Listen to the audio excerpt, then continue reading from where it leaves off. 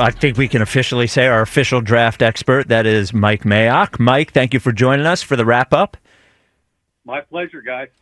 So I guess just a general big picture take on how you thought the Eagles did this weekend. I liked pretty much just about everything they did. I think we anticipated philosophically they had to go defense. They did. The first 5 picks were defense. Like usual, they kind of get the steal of the first round with Jihad Campbell, who I had going number 9 to New Orleans in a mock draft. He's today's futuristic off-the-ball inside linebacker. They got a safety who can also play nickel. They got a couple of laboratory pieces for Stoutland University who are very talented kids in the 6th round. And Howie pulled off a classic Howie move where in the 3rd round, pick 96, they traded down twice.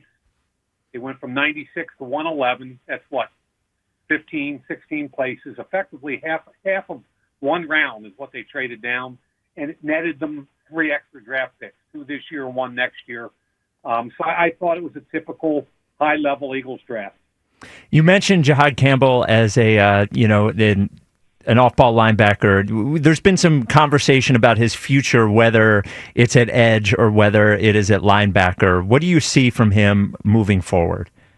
Yeah, when I say he's kind of a futuristic guy, I think given what offenses do today, the proliferation of wideouts, athletic tight ends, 1 and 2 back sets, there's a variety of different things you've got to handle.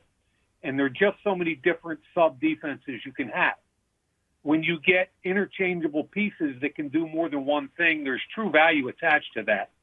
So this is a guy that your base defense can sit and play off the ball linebacker. He's got great speed. He can play pass coverage, both man-to-man and zone. I'd like to see him a little heavier coming downhill and in heavy run game stuff. But he can also stay on the field in all your sub-packages, and maybe that's where he's going to be his best. He can rush inside on the A-gap. You can put his hand in the dirt and put him outside at the 9 technique and let him play a defensive end or a 3-4 outside linebacker. Does he need to develop as an edge rusher? Yes. He didn't do that primarily at Alabama, but when he had the opportunity, he took advantage, and he did. That's what he was in high school. So I think for a creative defensive coordinator, and that's what the Eagles have, there's a real opportunity to use this kid and develop him in a variety of ways. Yeah, I love the fact that he loves studying guys like Fred Warner as a linebacker. And I tell you, Mike, if he can beat Fred Warner, I'd be more than happy with that with this kid. Yeah, and Fred went in the 3rd round, I want to say. I mean, this kid has every bit. He's got as much or more talent than Fred Warner. And now it's just about, A, staying healthy because he's had some health issues, and B, applying himself to the best of his ability. And I think Vic will get it out of him, Mike. The safety out of Texas. Is it Makuba? How do you pronounce that? Makuba, I think. Makuba? Drew Makuba, right? Drew Makuba. I can't say I saw a lot of him play down there in Texas, although, listen, Texas plays in a lot of big games in the SEC. They've been in the playoffs the last couple of years. He's played in big games. How do you like that pick, and where do you see him sort of as a safety at this level as well? Yeah, it was interesting because he spent his first 3 years at Clemson, and I'm not even sure he had an interception at Clemson. And then he transferred to Texas and had 5 picks this year. So they got him around the ball more. He translates as a free safety and nickel. He's got experience at nickel. He even played a little corner, outside stuff at Clemson. So he's a guy with a lot of versatility, finished with the ball in his hands 5 times this year, which I think is a big deal.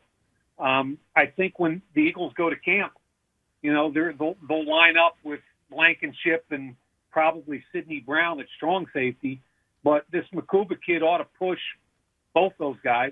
I think he's more of a free safety, but the cool thing is, and I think what Vic will appreciate, is both Cooper DeJean and this kid have the ability to play multiple positions.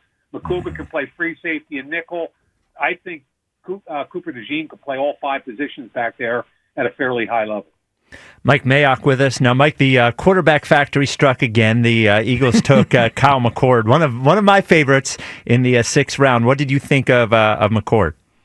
See, this is where I have to be honest and tell you that even though he's a St. Joe prep kid, I did about 130, 140 kids on tape, and he was not one of them. Ah, okay. So when I don't see a tape, I don't talk about a kid. I saw him on TV. I'm excited about him in Philadelphia because of his background at the prep, but I can't really compare him to what you need to hear. So, can I just go back to Campbell one second? And this goes back to something you told us when we were first talking about the draft. You were saying when all the teams get the same medicals and everybody looks at them differently. So what we heard was that Jihad Campbell was slipping because of the shoulder issue. A labral tear in his shoulder, had surgery. It doesn't seem to me, hearing about that surgery, that would cause that sort of drop. Is there any insight you can give as to why that sort of thing would be such a red flag? There was a late conversation that went around the league about a knee issue also. Okay. And it seems like he had a scope in 23, I think. But something came up again the last month of the draft about his knee. And I can tell you, when I was with the Raiders, like we would, depending on the doctor, a doctor might say you're meeting with the head coach and the GM, and you've got your doctors in, and you're going through all the red flags. And a doctor might say something like, at most, you'll get 1 contract out of him. He's got a chronic knee. Or, that's a common thing you might hear from a doctor. Okay? And then a GM and a head coach have to sit down and say, well, wait a minute. I can't say how many times I've heard that about a player. He's got 1 contract in him, and he plays 10 years in the league without a problem. Right. Okay. But your owner sits in a lot of those meetings, and you do have to be very cognizant and aware that if you draft a kid that technically has a problem that your doctor identified, and he gets hurt year 1 with a knee and never plays again, and you took him in the 1st round, he's going to look at you as the GM. So you've got to be very aware of all that stuff, but the Eagles obviously looked at it and said, it's not a problem for us, and we've got the infrastructure that we believe in. So, Mike, the biggest story of the weekend was Shedeur Sanders' slide from, I would say, 4 months ago. He was thought of as a top 3 pick, and then he ends up sliding to the 5th round with the Browns. A, what did you think of him going into the draft? And then B, can you give us some insight as to why you think he slid the way that he slid? So, from an evaluation perspective, I did a lot of tape on him, 23 and 24. I had a similar grade on him that I had on Bo Nix a year ago, and I was probably low on Bo Nix. I had a second-day grade on him. Okay, I had a second-day grade on Shedeur. I had a second-day grade on Jackson Dart from Ole Miss. Okay, and typically kids get elevated, quarterbacks get elevated because of the need throughout the league. So that was my evaluation. Potential starter, day 2 pick. When he didn't go in the 1st round, I thought for sure he would go with 2 or 3. I wasn't in any of the meetings. There's a lot of innuendo out there, and I can't jump in on either side because I've never met the kid in my life. I do know when you look at a situation where there's a lot surrounding him, just like I look at a Tim Tebow years ago. Tim Tebow, if he was going to be your starting quarterback and take you to playoffs and all, you'll put up with the circus surrounding him. But as soon as he wasn't a starter anymore, nobody wanted to deal with that, right? Yep. So I don't know to what level that occurred, but I think a lot of teams would look at it and say, what do we want to deal with here? And again, I've never met the kid, so I am not going to take any shots there whatsoever. I thought he was a second-day pick. Yeah, Mike, I had mentioned earlier that it's one thing to go through the evaluation process of the game footage. You've talked about that, the stuff you see that they did throughout the season. Then you have the gym shorts Olympics at the combine, right? You do that part. But then there's the getting to know the player the evaluation, the sitting down in meetings, communicating with him, getting to know him a little bit personally as much as you can in as short a time as you can. How often does that sort of turn or change the perception of a player, regardless if it's, and I would imagine it's more important for a quarterback because of the position he plays and the impact that he has. But how much does that change once a GM or coaches get a chance to sit down and meet a player face to face and talk with them, and whether or not that can turn an organization sort of away from a player? Yeah, Ike, the game tape should trump all, with the caveat that the quarterback position, like you just said, it's really critical. If you're looking at a kid that potentially is the face of your organization, your head coach, your offensive coordinator, your quarterback coach, your owner want to get to know this kid prior to taking him, especially if you're using a first or second round pick. You want to know who this kid is. You talk to you do all the homework you can possibly do. And again, I can't tell you what kind of impression the kid did or didn't make when he got inside buildings, but I can tell you that those impressions are really important, especially to coaches. And coaches look at it like, you're the guy that we've got to get the most out of to make our team better. And are you going to live in that building? Are you going to grind? Are you going to be able to lift weights with the offensive linemen? Are you going to be able to get the respect from everybody in that building and lead us? And that starts with little simple things. And and again, I don't know anything about Shedeur, but if a coach doesn't like a presentation, whether it's on a Zoom call or in your building or wherever, that can hurt a kid, I think, especially at that position. Yep. What do you make of? And I don't know if you watched it live, and I'm sure you've certainly seen the clips.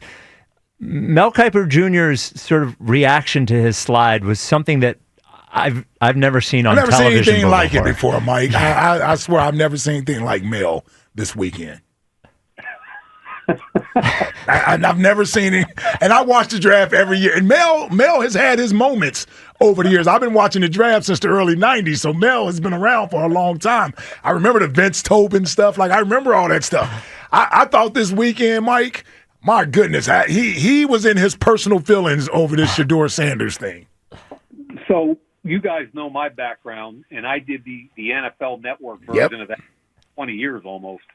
So I'm loyal to my guys there, and I watch them. But me too, by the way. Yes, yeah. But I watched NFL Network too until Spike told me about Mel. Yeah, Ike was doing the show on Thursday night, and I was home watching ESPN. I told him on Friday, I was like, dude, you got to see Mel Kiper with this Shedeur Sanders thing. I've never seen anything like it. Yeah. It's hard because it felt like he took it personally. Does that make sense to you? Yes. Yep. And when you're doing that job, you can invest a lot of time and effort. And kind of him going off in the entire league, not knowing how to evaluate quarterbacks and all that. On one hand, I understand you get frustrated at things, and he's been doing this for a long time, so I give him a lot of respect. But I just thought he kind of went off the deep end, and it went on for way too long. Yeah. Mike Mayock with us. Mike, one more from me. The Eagles did not draft one player that they brought in for a top 30 visit, which was strange. Do you, as a former GM, does that feel out of the ordinary to you? The people don't really understand the 30 visits are they're a gamut of different types of players. It's not the top 30 players on your board or even close. It's usually guys that you have medical questions on, off the field questions on. Sometimes guys you don't think are going to get drafted that you want to recruit as undrafted free agents when the draft ends, and you want them to know you're interested in them prior to it starting, in addition to some of the guys you might take up top. So it's a little surprising that none of them got drafted, but I certainly wouldn't see it as a major aberration. All right, Mike. Well, we appreciate the analysis. Yes, sir. Yeah, there was no real emotional meltdown from you here, but maybe we'll check in next time. Maybe next year you'll have one. I really appreciate you guys. Thanks so much. All right, Mike. thanks, Mike.